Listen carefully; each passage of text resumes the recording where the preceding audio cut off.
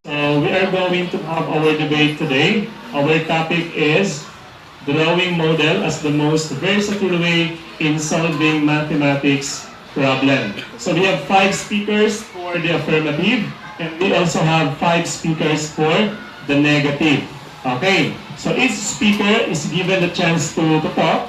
Then after all the speakers are done with their pieces, then it's time for you to question or for rebuttal proper. Do I make myself clear? May I call in the speaker number 1?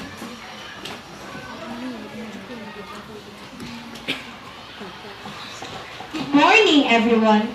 Model drawing is the most versatile way in learning mathematics because it is the simplest strategy in translating complex word problems into diagrams that are easy to understand.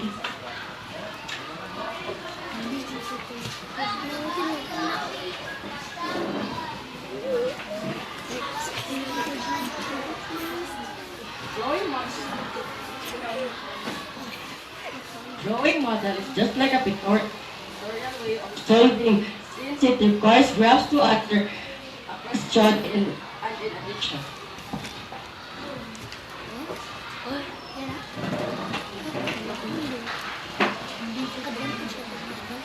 Akin mo pagdalit ba?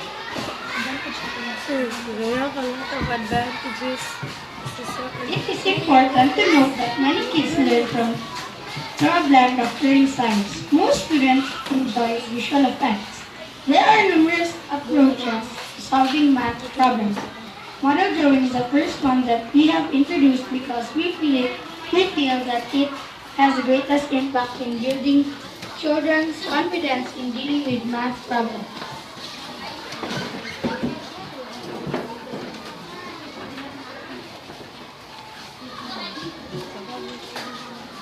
Model drawing takes time in solving. In using it, the graph or drawing must be exact.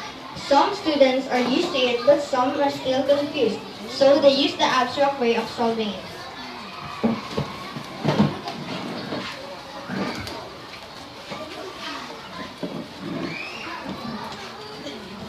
I understand your opinion. You said that using model drawing takes a lot of time. But using the model drawing is not about time. It is about learning. In terms of competition, you should use easier ways because you could not get into a contest if you are a slow solver, right? But in terms of learning, knowing the model drawing is very important since using it is easier than the abstract way you are defending.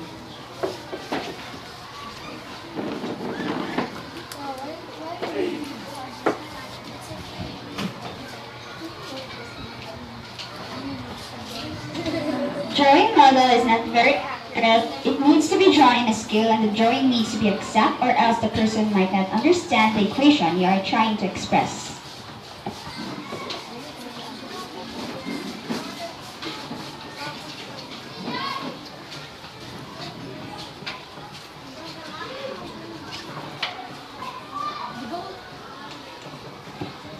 The goal is for the children to perform well in math and to be interested in it and take the learning to a deeper level. Because math solve problems, they are not just learning for the test. Model drawing is one of the most versatile ways to learn math because for those children who is having difficulties in learning, they can picture the picture on their minds. They will have reliance on number sense, problem solving, and conceptual understandings. Instead of trying to picture the problems in their heads, why not use model drawing in which children construct or draws the problems by figures that are easy to visualize because math is not for memorization, it's mastery.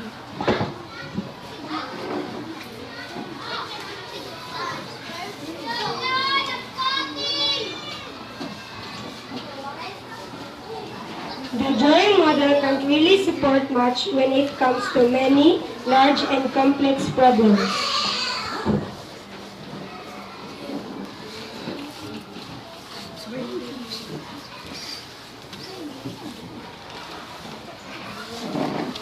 Model drawing shows complete understanding of the mathematical concepts used to solve the problem, shows substantial understanding of the mathematical concepts used to solve a problem, is clear and greatly adds to readers' understanding of the procedure. It is clear and easy to understand because it shows step-by-step equations. Thank you.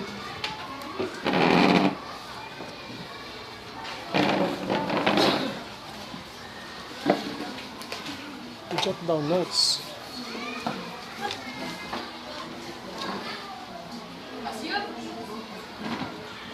As you have said, it is easy to understand, but I object to your opinion because abstract and other ways of solving math, besides drawing model, is easier to understand because the numbers are expressed in paper or in your memory, and thus drawing model doesn't really support complex problems because when the problems are really, the numbers of the problems are really close and one is really large and one is really small, you can't really support the graphs because the length isn't really accurate.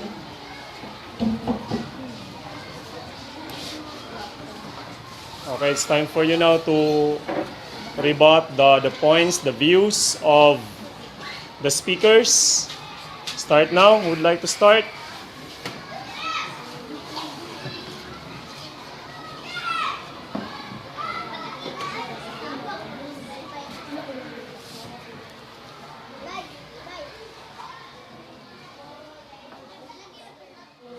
Not to be exact, it's about how you analyze the problem and solve it with graphs. Sige, double time CJ if you want to say something, go.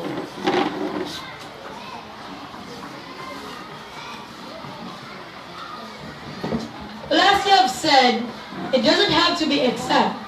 I don't think that is true because when it is not exact, then the answer is not correct because you don't have the right data to solve the problem. So in the end, you still get the wrong answer.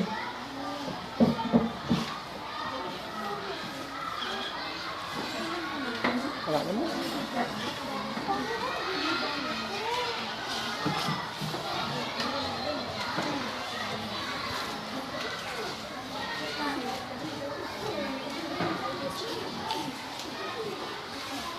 Sayang kayong oras.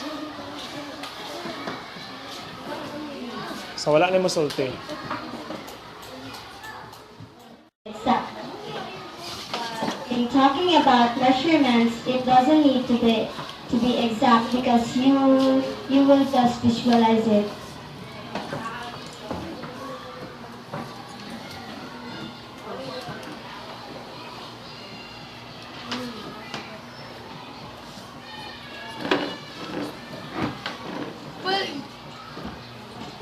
You do need to visualize it, but it's much easier. But if you get the exact measurements of the number, because when you don't get the exact measurements of numbers, you don't really understand the comparison between them. And as I have said, you still get the wrong answer. And yeah, you really need to give it an exact number because just one little wrong number, then it all goes wrong.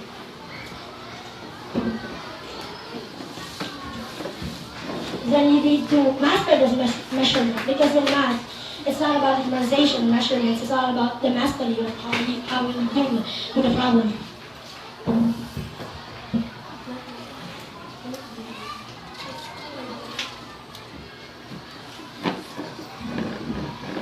But as you have said, it's not about mastery. It's not about memorization. It's mastery.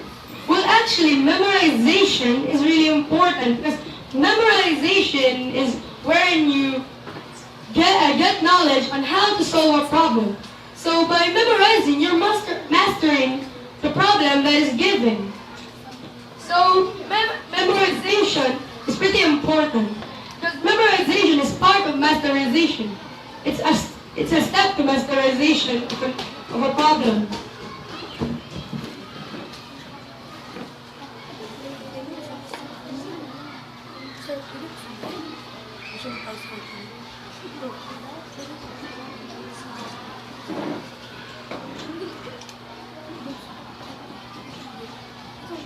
And also, drawing model is take time to solve question time, and it is very essential when you are in math competitions since you need to submit your paper in a certain time limit. But learning all about model drawing is not about time, it's all about learning.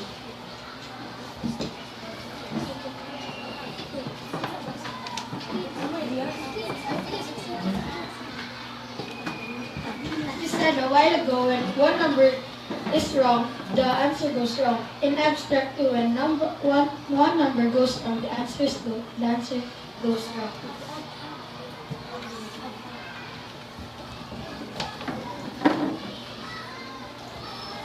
Also, model drawing approach several other strategies, math problem solving, which are necessary for the students to master to achieve proficiency in math problem solving.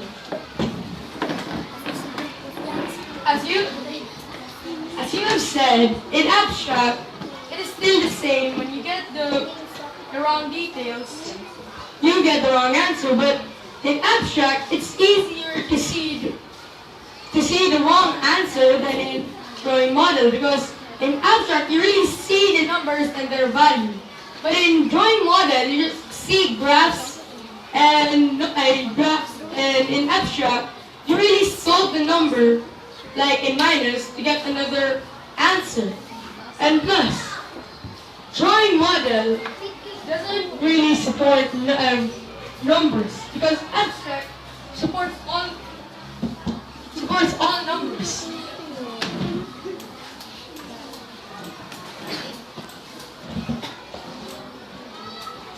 Understanding graphs, diagrams, and drawings is easier for us. How could you get the wrong answer if you interpret and analyze? Children like to visualize, interpret, analyze, and draw shapes. As you have said earlier, you need to memorize than mastering it. You don't need to memorize solutions since you have already mastered them.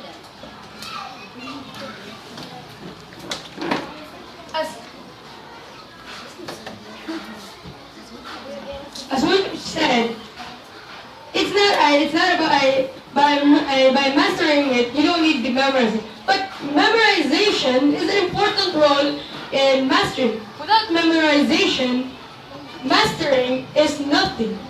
And plus, it's easier when you have the numbers in your paper. With graphs, you have difficulty in understanding the numbers because it's not really stated in the value of a number. Easier because it has only 6 steps. First, draw a picture. Second, look for a pattern. Third, guess and check. Fourth, make a systematic list. Fifth, logical reasoning. Sixth, work backwards.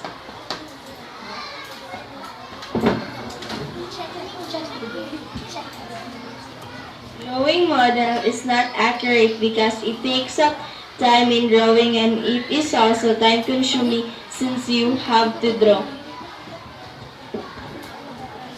It is not time consuming and about learning. You need to learn and solve for it. But math is just not about numbers, formula, and graph. It is also about time. But we're not saying what in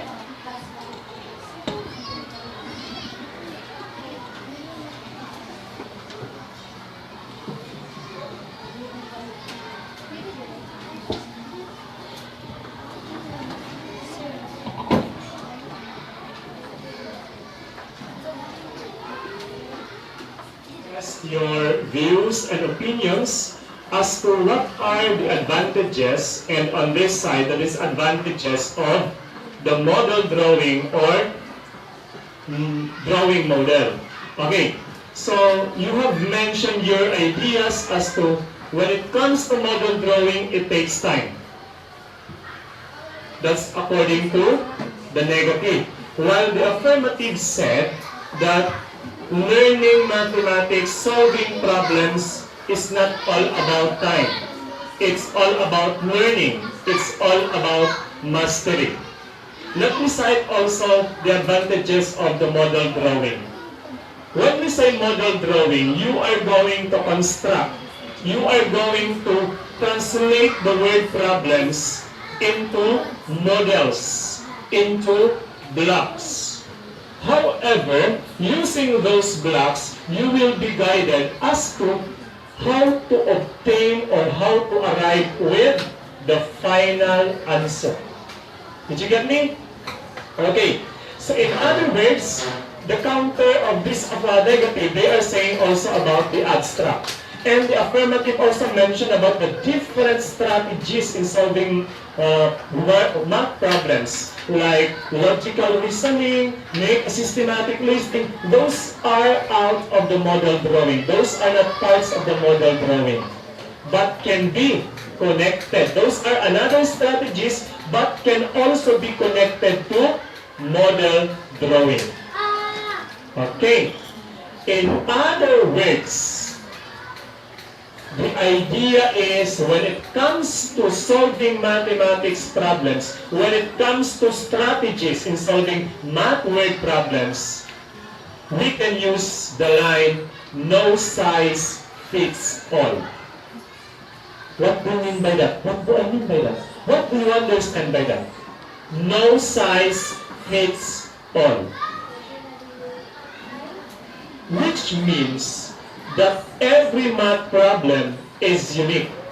And so, there is an appropriate strategy, there is an appropriate technique in solving those different math problems. There are times that we are going to use this systematic listing, logical reasoning. We can use right away to abstract. All these are strategies. But there is no such thing as the strategy which is then fitted to all the problems. So no size fits all. Which means we need to orient ourselves with the different strategies so we could choose the appropriate technique, the appropriate strategy that will solve the problem in the most or in the easiest way, in your most comfortable way. Did you get me?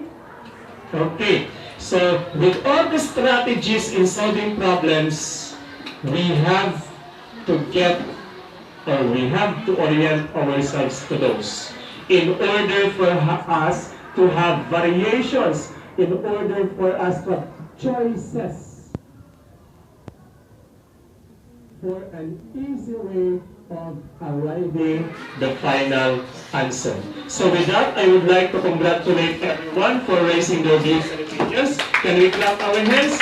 We have here the 5 speakers for the team. Jolie, Carl, Justine, Jude, and Eliza. Then we also have here Neil, Karil, Elsie, John Wilkins, and CJ. And of course, the other members of the affirmative and the negative. So congratulations for a job well done. Our topic is all about model drawing, is the most versatile way in solving problem. Yet, again, there are no size fits all. Orient yourselves with the different strategies and techniques in solving problem. Model drawing is one, using representation. Thank you.